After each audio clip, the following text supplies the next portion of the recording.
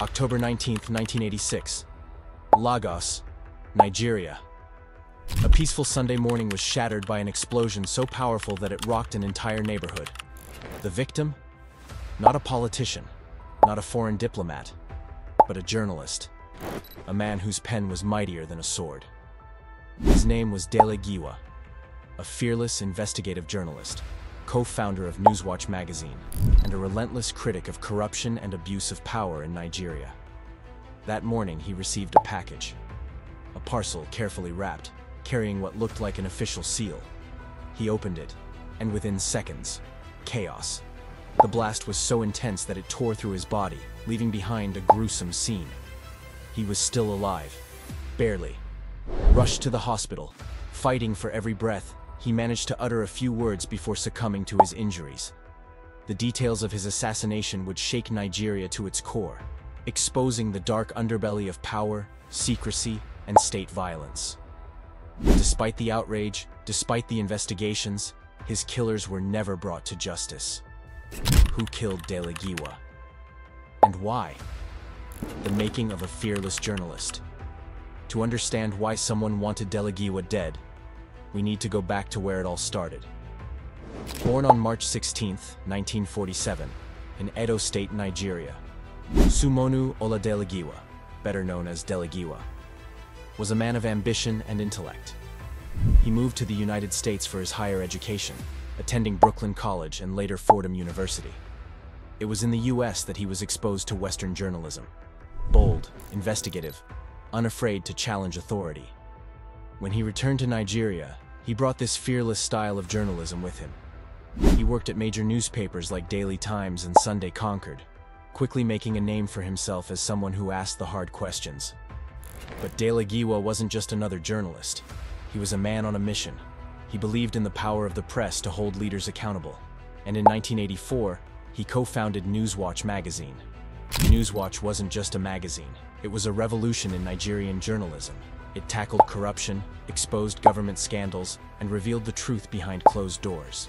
Within months, it became the most influential investigative publication in Nigeria. But that influence came at a cost. As Newswatch gained popularity, so did the threats against Giwa. Government officials were unhappy. Powerful figures saw him as a threat. And by 1986, it was clear. Dele Giwa was being watched. The final days, the months leading up to his assassination were filled with tension. His movements were monitored, his phones were tapped, and the warnings became more direct.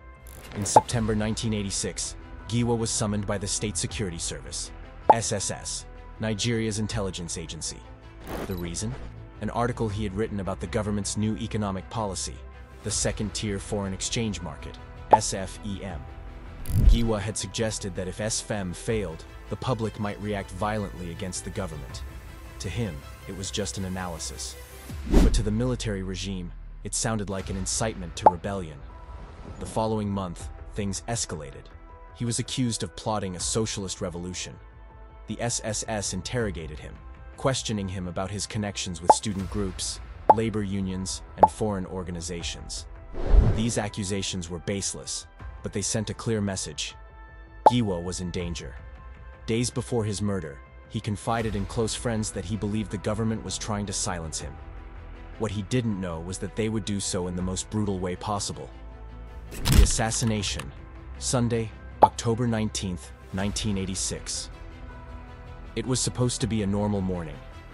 Giwa was at home with his family in Ikeja, Lagos. Around 10 a.m., a package arrived. It was a letter, carefully sealed, addressed specifically to him.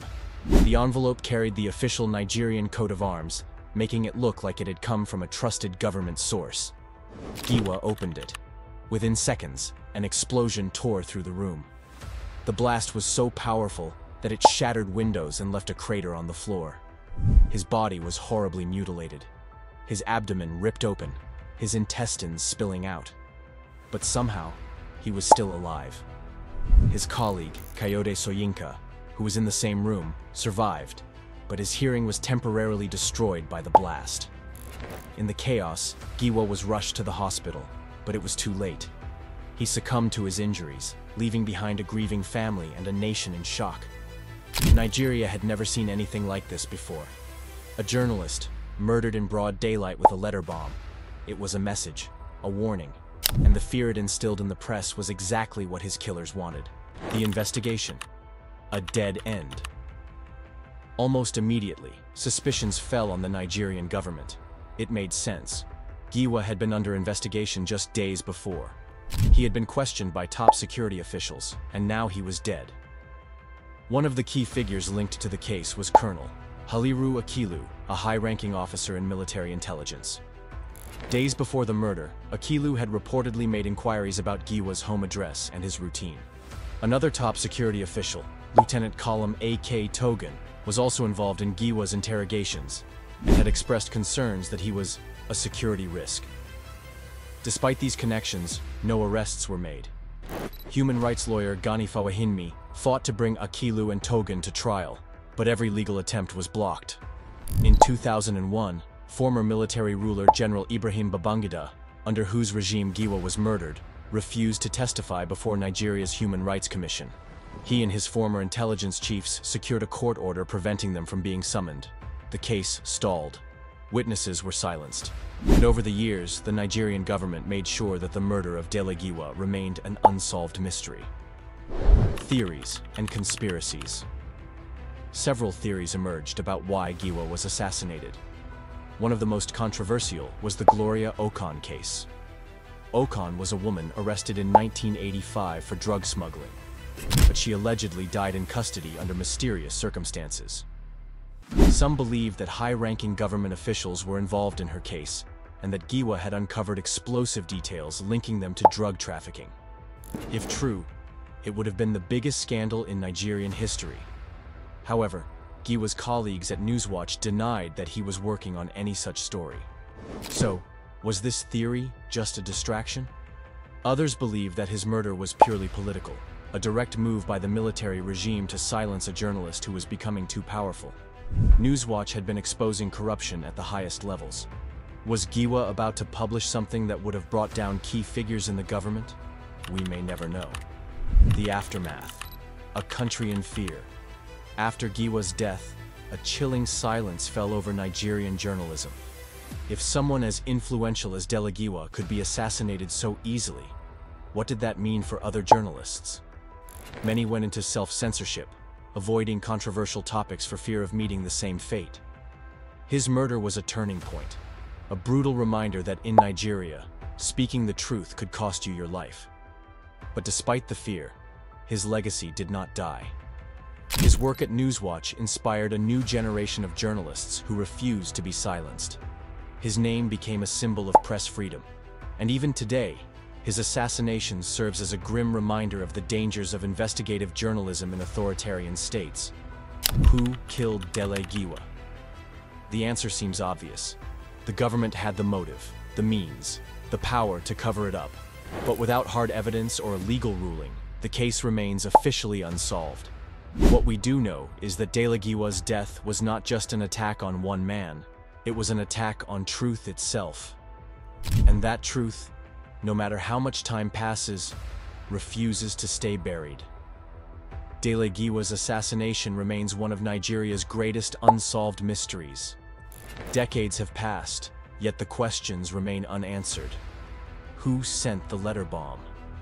Who wanted him silenced so badly that they resorted to such a brutal method? And why has justice never been served? What we do know is that his death sent a chilling message, one that echoed far beyond Nigeria's borders. It reminded journalists, activists, and truth seekers everywhere that exposing corruption and speaking truth to power comes with risks. But if Giwa's life taught us anything, it's that silence is never the answer.